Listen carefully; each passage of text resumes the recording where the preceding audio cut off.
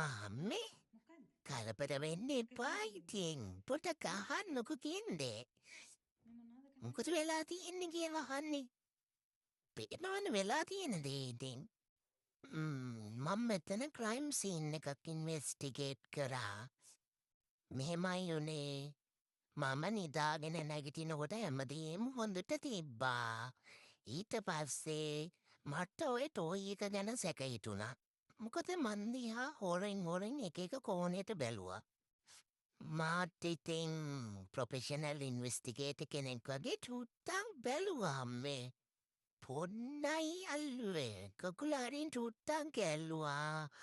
එතකොටම ඕකේ තියෙන පොලුන් ටික කෑ ගැහුවා මව බේරගන්න කියලා. ඊට පස්සේ ඉතින් මං මොනා කරන්නද? මං ඉතින් බේරගත්තා. මේමයි මං හිතුවේ නෑ ටෝයි ඇතුලේ ඔච්චර පුළුම් ගොඩක් ඇංගිලා ඉඳී කියලා. මං ඉතින් යලා බේරගත්තා අම්මේ. අනික අම්මා ඊළඟ දවසේ මට හොඳ ක්වොලිටි ටෝයි එකක් ගෙනත් දෙන්න. මේක මං අල්ලපු ගමන් කැඩිලා ගියා. ඉන්නකෝ පෙන්නන්න පොඩ්ඩක්. මේ බලන්නකෝ. මේමයි අනික අම්මේ ඔයාමට ස්තුති කරන්න ඕනේ. මම නැත්තම් ඔයා දන්නේ නෑනේ මේක ඇතුලේ මෙච්චර පුළුම් ගොඩක් තියෙනවා කියලා. හරි. මට දැන් අම්මගේ මුණ බලද්දි පේනවා මං ඊළඟ පාර ඉන්ෆෙක්ෂන් එකක් කරන්න කලින් රිටන් පර්මිෂන් එකක් ගන්න වෙයි වගේ. හරි.